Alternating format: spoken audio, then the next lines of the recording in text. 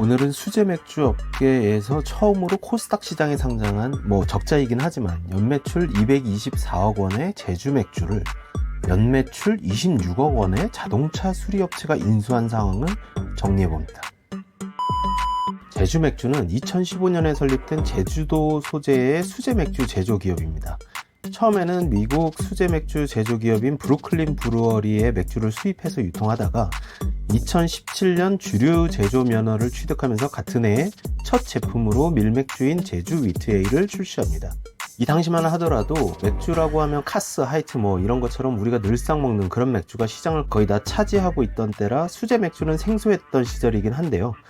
첫 제품 출시 1년 만인 2018년에 수제 맥주 시장에서 브랜드 인지도 1위, 매출 1위를 달성했습니다. 그런데 제주 맥주는 설립 이후에 한 번도 흑자를 내지 못하는 상황에 있었고 사업을 계속하기 위한 자금을 모집하기 위해서 코스닥 시장 상장을 결정했습니다. 다행히도 이 당시에 거래소에서는 이른바 테슬라 요건 상장이라는 제도가 있었는데 정식 명칭은 이익 미실현 기업 상장 특례인데 말 그대로 지금 당장은 적자를 내고 있지만 미래를 보고 상장시켜주는 그런 제도가 있었고 제주 맥주가 그 제도를 활용해서 2021년 5월 코스닥 시장에 입성하게 되었습니다. 수십 년이 지나도 변치 않는 사랑을 받는 소맥 조합에는 무조건 카스 아니면 테라 이런 게 사용되지 크래프트 비어가 끼어들 자리는 없잖아요.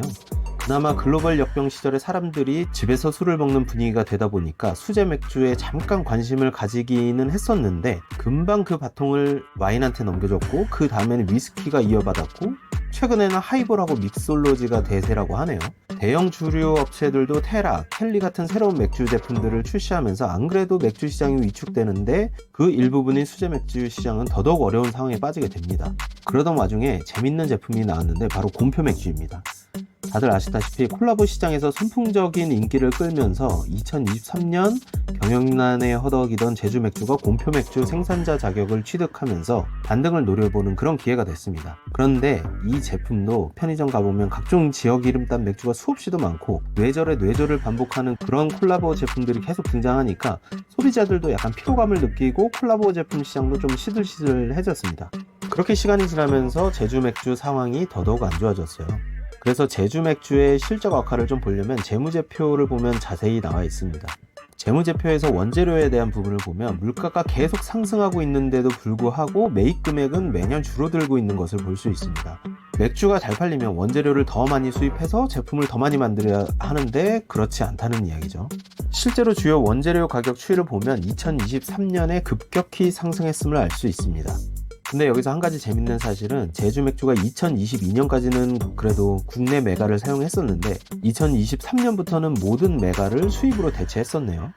그 와중에 실적 악화를 피하기 위해서 사업 다각화 전략의 일환으로 2023년 6월에 달래 F&B를 인수하려다가 3개월 만에 철회하기도 했고 앞에서도 이야기했지만 곰표 맥주 생산자 자격을 취득했지만 콜라보 제품도 예전만큼 인기도 별로 없고 그런 상황이 되었습니다. 그렇게 제주 맥주 주가는 바닥이 어딘지도 모를 정도로 계속 내리막길만 걸었어요. 그러던 어느 날인 2024년 3월 19일에 제주 맥주 주주들이 깜짝 놀랄만한 공시가 연달아서 올라옵니다. 갑자기 100억 규모의 유상증자가 결정되더니 200억 규모의 BW가 발행이 되고 또다시 200억 규모의 CB가 발행되더니 최대 지주가 지분을 매각한다고 공시가 올라왔어요. 이게 불과 단 하루 만에 올라온 공시입니다. 그래서 공시 내용을 좀 보자면 유상증자 내용은 100억 규모의 제3자 배정 유상증자입니다. 그래서 이 제3자가 누구냐면 GY 투자조합이라고 해서 100억 원을 지원 사격하기로 했는데 이 조합은 2024년 3월에 신규 설립된 조합이라고 합니다. BW 그러니까 신주 인수권분 사채를 보면 200억 규모로 발행이 되고 중간에 이자 지급은 없으면서 만기에만 원금의 약 109% 정도 상환하면 되네요. 200억 원 중에 절반은 운영자금으로 쓰이고 또 절반은 다른 기업 주식을 사는 데 사용할 예정이라고 합니다.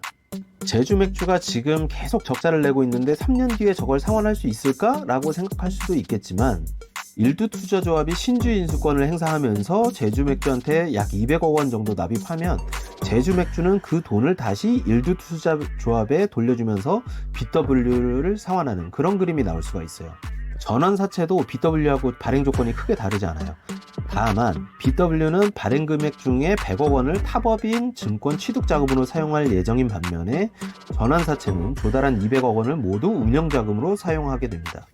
전환사채 역시 제주맥주는 상환을 걱정할 필요가 없어요. 전환사채라는 상품 특성상 투자자가 전량 전환권을 행사하면 채권 자체가 없어지니까 BW처럼 귀찮게 금전이 왔다 갔다 할 필요도 없습니다. 참고로 전환사채 투자자는 수홍투자조합입니다. 어쨌든 이 상황을 정리하면 총 500억 원의 투자가 집행될 예정인데 그 중에서 400억 원은 운영자금으로 쓰일 예정이고 100억 원은 다른 회사 지분을 사는 데 쓰일 예정입니다. 조금 더 정리하면 지금 제주맥주가 맥주만 팔아서 흑자존을 한다는 것은 거의 불가능에 가깝고 그렇게 되면 당장 1, 2년 안에 상장 폐지될 게 뻔하니까 2023년에 희망퇴직도 실시하고 구조조정도 했으니까 적자 규모를 최대한 줄이면서 운영자금 400억 원으로 부도가 나지 않을 만큼만 버티고 100억으로 다른 기업을 인수해서 기업 가치를 끌어올리겠다 뭐 이런 게 아닌가 싶어요.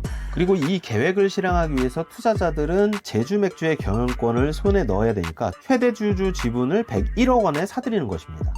참고로 지금 최대 주주인 MBH홀딩스는 제주맥주의 대표이사인 문혁기와 그의 아버지인 문성근 씨가 지분율 66%를 보유한 법인입니다. 그러니까 대표이사 문혁기는 이번 거래를 통해서 제주맥주의 경영권에서 완전히 손을 떼는 거죠.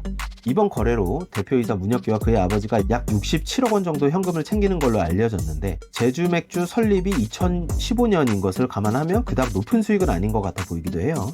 그래서 이제 앞으로 어떤 일들이 예정되어 있는지 살펴보면 2024년 4월 15일에 경영권을 사들이는 WHM이 중도금 50%를 납부할 예정이고 5월 8일에 주주총회에서 새로운 경영진이 선임될 거예요.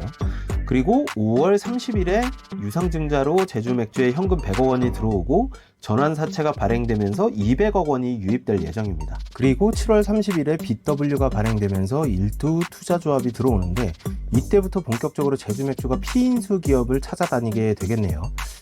뭐 아니면 벌써 내정되어 있을 수도 있고 어쨌든 그리고 지금 상황으로 미뤄봤을 때 제주맥주가 전환사채나 신주인수권부 사채를 상환할 수 있는 가능성이 거의 없거든요.